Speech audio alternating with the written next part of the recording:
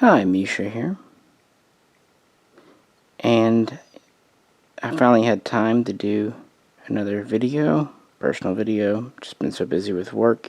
And it's a good time because this one over here just came in today from China, which is fitting because these are all Chinese aircraft of the PLAAF, the People's Liberation Army Air Force. In the past, I did a video looking at fighters based on the Russian Sukhoi Su-27, specifically really the SK, at least for the J-11B in the video, the J-15, which is kind of a clone of the Su-33, and the J-16, which is a copy of the Su-30. So I looked at those in past videos, and today I thought I'd look at some of the newer aircraft and potential aircraft. So over here we have the Chengdu J-20. Over here we have its competition, the Shenyang J-31. And in the middle we actually have a Russian built but Chinese flown Su-35. I don't really remember if this is an S or an E, I apologize. But yeah, I thought we would just look at these, talk about the history. All models are 1/7/2 scale, die-cast from Air Force One. So let's get into it. So I've covered the Sukhoi Su-35 in Russian service in other videos. This is going to be just a little bit on the Chinese use. And China was the first official export customer of this aircraft. Otherwise, it's been flown by Russian military units. Negotiations dated all the way back to 2012 for China to purchase some. But they drug on for a long time. There were a few hurdles. First off, the Sukhoi factory was kind of insistent that China purchase a minimum of 48. And China really only wanted 24. Because it was going to get the Su-35. Its reasoning was as an interim measure until newer Chinese aircraft were online. So it was a stopgap. Makes sense. There were other reasons too that were more speculated, I'll talk about. So there was an impasse there on the numbers. Finally, the Russian government stepped in and kind of forced Sukhoi to agree to the smaller purchase order of 24. The second stumbling point was typically when Sukhoi sells an aircraft, they sell it, kitted out, ready to go. Well, China wanted their Su-35s to be built using Chinese-provided avionics and some other equipment. Again, Sukhoi didn't want to do this because they would lose out money. Instead of selling all the electronics with it, they would be selling basically an airframe and engines. And of course also the aircraft would need to be compatible with Chinese missiles, but that's a given. Once again, Moscow stepped in and kind of forced. It's interesting how much Moscow wanted this deal to go forward because there were already concerns that the Chinese were going to just purchase a few Su-35s and then reverse engineer them as they had done with the Su-27. It's worth pointing out that Russia never sold the Chinese the Su-33. Rather, they used their knowledge of the Sukhoi plus an early prototype bought from Ukraine to build that one. Nevertheless, it went forward. The deal was hammered out in 2015 and then signed in November of that year for 24 aircraft. The first 4 were delivered in December of 2016. Another 10 were delivered the next year, and the final 10 were delivered in 2018. It was put into PLAAF combat use around April or May of 2018. It was basically just used to boost the effectiveness, the range of the Chinese Air Force, especially over water. The problem that the Chinese Air Force was running into, they didn't have airplanes with enough range and loiter time and ability to lift good payload to really extend the force over the ocean that they wanted to. And the Su-35 gave a noticeable improvement over planes based on the older Su-27M. It's a very large, powerful aircraft. It has some modest stealth capability. It carries a lot of weapons. And it just has a lot of internal fuel, not to mention the ability to carry external fuel tanks. But with only 24 in service, again, interim measure. But it is being used, typically replacing older aircraft.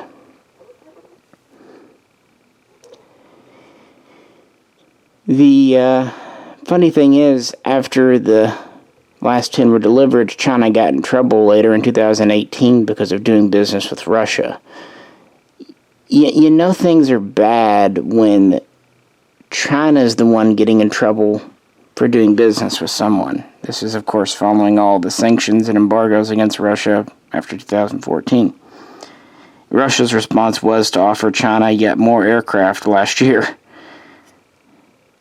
But China reminded Russia that this was an interim solution and that their newer aircraft would quickly render the Su-35 obsolescent. And I think Russia knows that because even they are working on the Su-57 and other programs, although in Russia the Su-35 will probably be more of a mainstay because it's more of an economical choice. Now, people have speculated that one of the reasons China wanted this aircraft was to copy the engines. Sukhoi would not sell the Su-35 engines separately.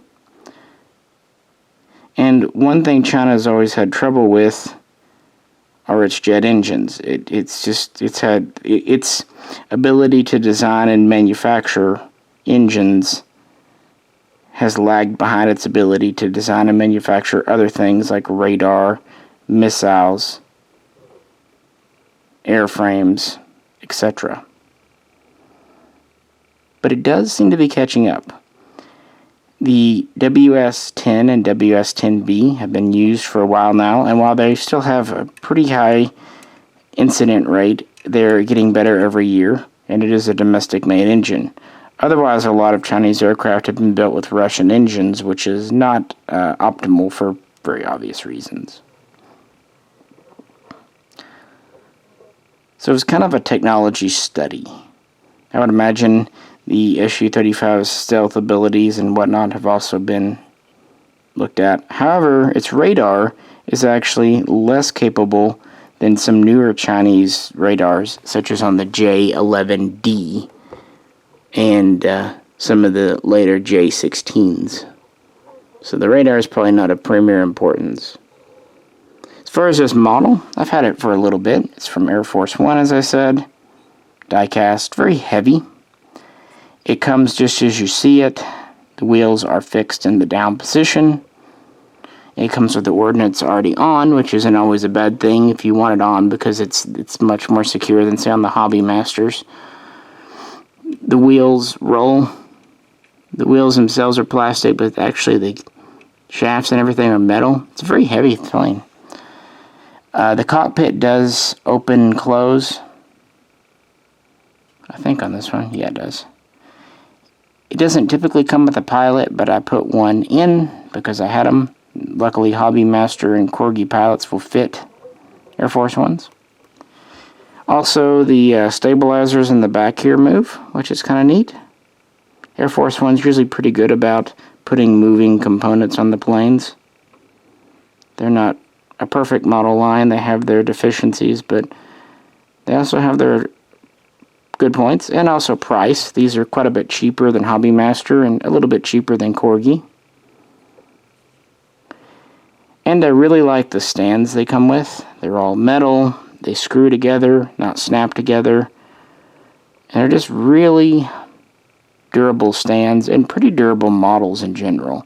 They tend to lack some fine detail, but also, on the other hand, they tend to be a little more durable. So for the long run, they may hold up pretty good. But yeah, that's the Su-35 in Chinese service. Limited use, always was planned as an interim.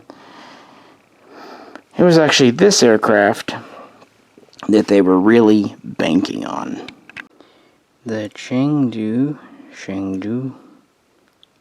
J-20, or its official nickname, Mighty Dragon. This is kind of the pride of the Chinese Air Force, and has been what they've been, pinning a lot of hopes on for a decade now.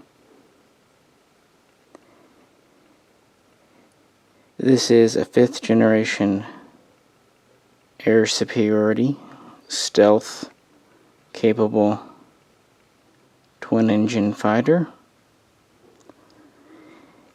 This is the 3rd 5th generation aircraft to go into serial production and full military service, right behind the F-22 and the F-35, which makes China really the 2nd nation in the world to design and field a 5th generation, and the 1st within Asia.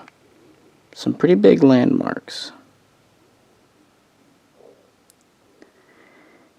She's a pretty large plane, just under 67 feet long, wingspan of a little over 44 feet, max speed of at least Mach 2, stated max altitude of 66,000 feet. But really, there's a lot that's unknown about the particular specs of this plane. Mostly because it's just new and still relatively secret. This began way back in the 1990s with the JXX program, which led into the 21st century when Chengdu and Shenyang were competing to develop the PLAAF's next fighter. And there has been a huge push for the domestic industry in China, as opposed to reliance on foreign designs and foreign purchases. In fact, it's been stated and hoped that the Su-35 would be the final foreign purchase fighter for China. In 2008, the Chengdu design was chosen over the Shenyang. Originally, it was known as Project 718, later would be designated J-20. The Shenyang design would not go away, though. That's actually where we get the J-31 or FC-31 from, which I'll get to next. But as for the J-20, development would commence. They would announce in 2009 a goal of first test flights, 2010, maybe 2011, and to have this in full service by 2019.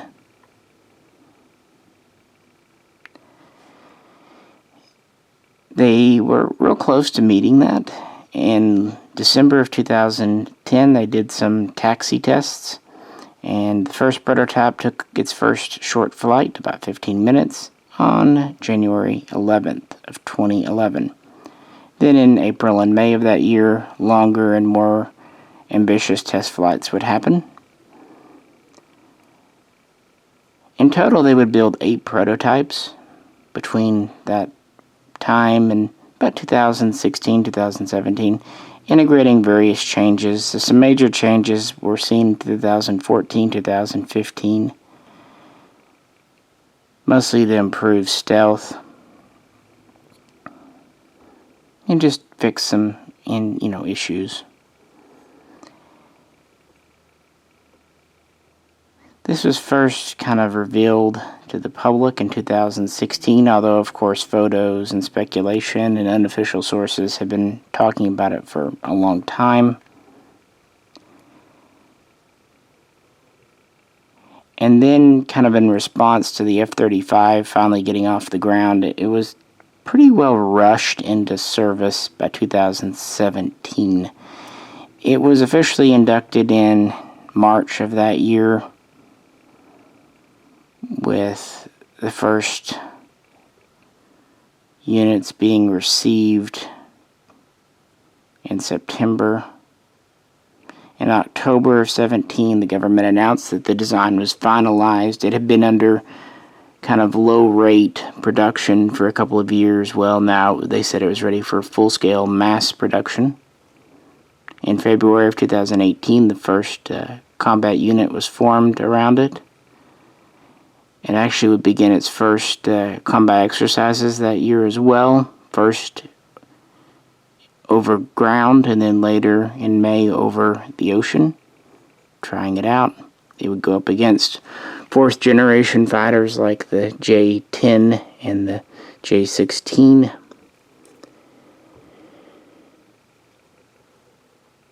And in 2019, August 27th, the Central Military Committee announced that this was, in fact, going to be the Air Force's next primary fighter.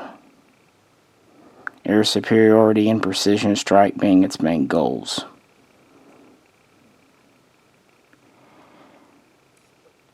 To date, it appears around 28 have been built, 8 prototypes and 20 production models. It's uncertain exactly how many are in service, but they have been spotted numerous times and seem to be making them. One of the sticking points, as I mentioned, China's had a problem with engines. Originally, they were going to go with a WS-15 engine, which would allow for supercruise, which means going supersonic without afterburner. But the Chinese industry, aviation industry, the manufacturing, was having a lot of trouble making the 15. They had trouble making the 10. So these were fitted with WS-10B engines just to, get them into flight. Some were also fitted with foreign-built engines from Russia. But in 2018, the Chengdu spokesman claimed that the engine issues had been mostly worked out and that the plans for the WS-15 were proceeding, so that could be true. Like I said, we don't know a whole lot about the individual capabilities. We do know that it has a glass cockpit. They also have a modern fancy pants helmet display. It has one large central weapons bay internal, and it has 2 small side bays, very much like an F-22. It can carry short, medium, or long-range missiles or guided bombs in the center bay, and then more kind of air defense, short, maybe medium range on the side bays. It does have 4 hard points on the wings, mostly used for ferry tanks, drop tanks, although I guess potentially they could use weapons, but if they do that, it pretty much ruins its stealth capabilities. It's a delta wing, mostly, but it has canards in the front, which help it take off and land from shorter runways, also with maneuverability, low speed handling, and things of that nature. Some have criticized these for maybe sacrificing on the stealth, but others have pointed out that different airplanes have had okay success with canards and being stealthy. The front end is likened to the F-22, including the intakes, the nose. Some criticize the side for not being as stealthy as it could be, and also that it has more conventional engine nozzles versus something like an F-22. But really, we just don't know the stealth capability yet. This is very clearly inspired by the F-22, although it has major differences. It is a little larger, it carries more fuel, it has a slightly larger payload than the F-22. It's also worth pointing out that it cost China, while still a lot of money, quite a bit less than the F-22 did. Something to be said for that.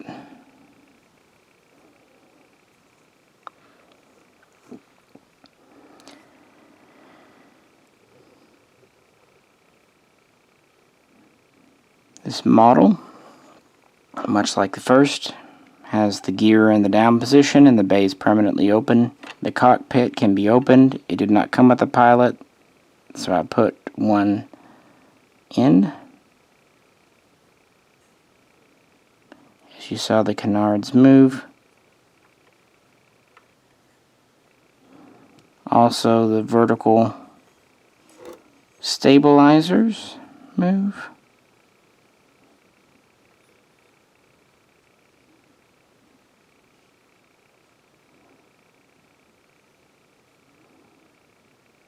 Again, Air Force One's kind of good about giving their planes moving components.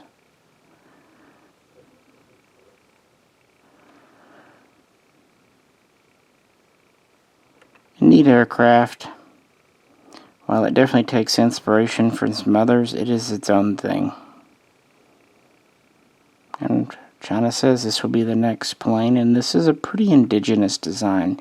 It is worth pointing out that in 2009, there was a major data breach from Lockheed and the U.S. government where terabytes of data on the JSF program, the F-35, were hacked and stolen. Many suspect China of doing it, and therefore some of the research and features and whatnot from the F-35 could appear in Chinese aircraft such as the J-20. You don't really see it as much on this one as you do the 31 we're about to look at, but internally. And just because someone takes data doesn't mean they necessarily use it or want to use it or can use it. And again, it's just a rumor. No proof has come out.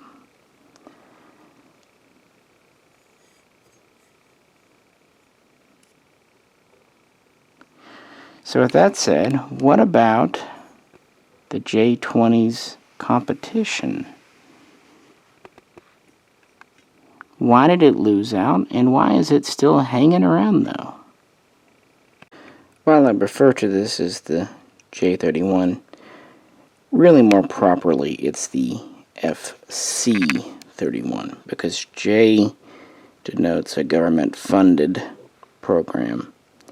And actually after Shenyang lost to Chengdu 2008, it proceeded with this as a company venture, a private venture,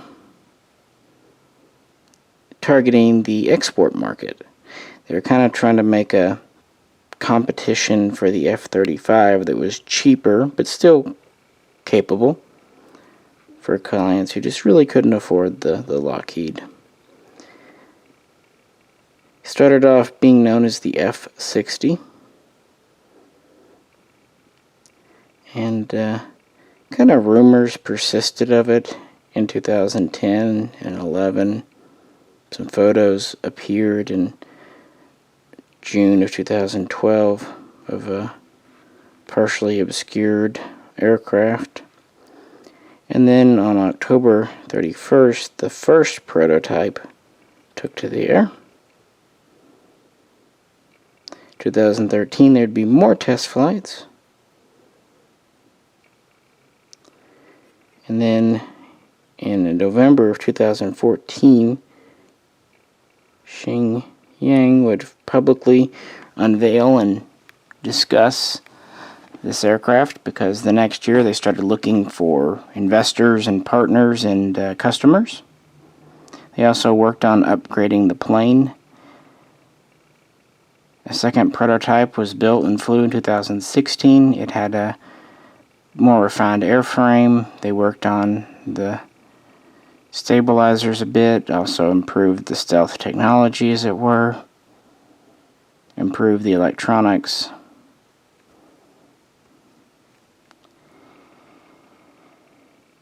And this, to me, looks a lot more like an F-35, but it is different. The major and most noticeable difference is the fact that it is two-engine.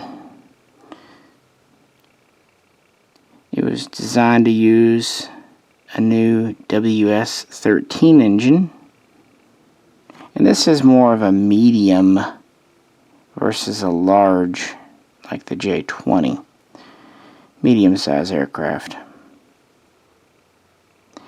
It's about 55.5 feet long, with a wingspan of just under 38 feet. It has a max speed a little slower than the 20, at about Mach 1.8. It's worth mentioning that that's the purported speed, and that would make it faster than the F-35 if true.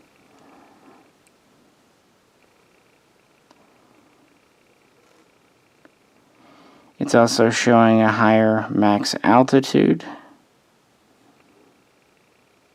than the F-35, but then again, you have to kind of wonder what's true and what's just purported, and what production models might or might not be capable of, because to date we only have the two prototypes.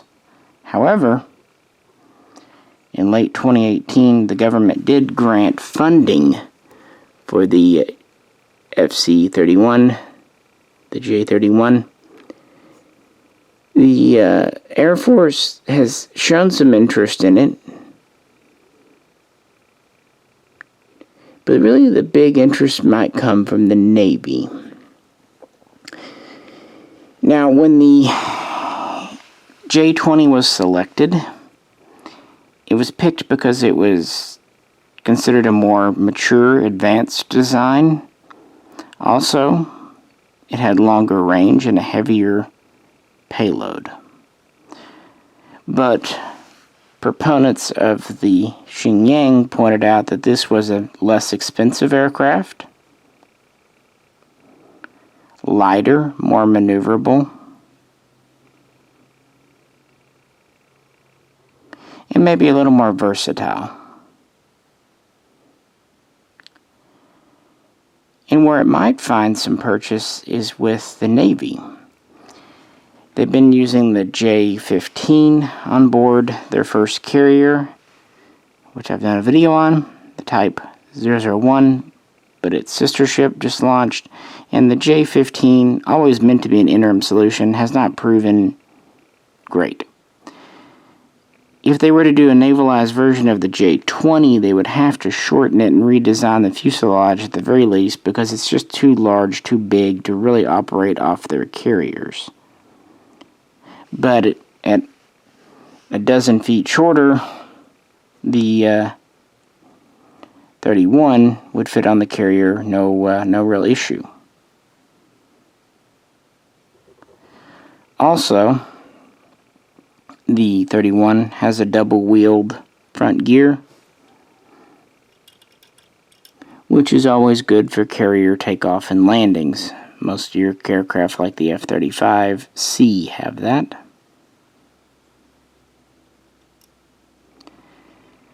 And while it is smaller and can't lift as much as the 20, it's respectable. It has an internal, or 2 internal bays with 2 hard points each. And it has 6 external hard points on the wings. The 2 under the wings are considered heavy hard points, with the 2 outermost just light. And it can carry over 17,500 pounds. So not bad for the size and weight. So it's potential that this might see Navy use or some secondary use in the Air Force. The nickname for it officially is Gear Falcon or Gear Falcon, although other names have been used like Snowy or Tawny Owl. There's probably some dragon version out there. It seems like every Chinese aircraft has some dragon, something, or something dragon for it. But yeah, this was the Shenyang competition, and it's held on. And we're not really sure if it'll go much or anywhere, but you never know. And again, to me, it definitely seems more of a candidate for F-35 technology borrow than the 20. It's interesting that it was actually revealed to the public quite a bit before the J-20, but on the other hand, it flew a year and a half after the J-20. But then again, this was more of a commercial venture, whereas the J-20 was intended for the Chinese themselves primarily. And again, this is an Air Force One model, same features as the others, including the opening canopy, wheels down, ordnance fixed. I don't believe this one has much in the way of moving parts. Nothing really back here that should move, so. Comes at the usual stand. For me, it's really neat and interesting to see what China's coming up with as they really kind of progress towards their own designs versus just copies of others. And these models have been interesting to pick up because they're really not in production anymore. Apparently the Chinese models just didn't sell great, and so not many companies have done them. The easiest one to find has kind of been the Chinese Su-35.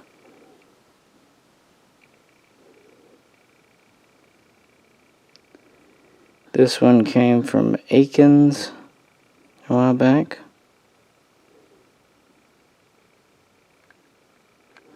The J-31, you can find the Air Force One 144 scale most places, but it seems like the 172 here is sold out. I think I got the last one that Aikens had as well. This one's only been here about a month. I picked it up not long ago. And yeah, they're going out of stock quickly. If you find one, yeah, it's usually the smaller variant. But the real hard one to get was the J-20. These are out of stock in every American store that I've come across. Although you can get the 144 scale version, and I nearly caved and did that. Figuring, well, I wanted it because it's the new Air Force plane, and they're cheap enough, like $20. But I really just, at the same time, knew I wouldn't ultimately be happy, and I'd always be looking for a 172. After looking for a couple of months around here, I got to eBay. Even on eBay, these are not common. You can find other makers, but not Air Force One. You can find the 144. Every one I found on eBay, and I looked for about 6 weeks, were all out of China. And I was really trying to find one in the either USA or at least Great Britain. But eventually I just gave up and bought one from China. And then, of course, this whole Corona thing got going heavy, and so I wasn't even sure when I would get it. And it wasn't bad. It took about 2 weeks to get here. And thankfully those are the 2 weeks I was really busy at work, so I didn't really miss it. And it showed up today, which isn't bad because it's nearly a week earlier than forecast. So that's neat. Came in safe and sound. And yeah, I am glad I went ahead and just picked up the one I really wanted, even if it took a little more time. The price wasn't bad. It was like $46, so not much more than it would have been in the U.S. But it really does kind of complete my Chinese air fleet.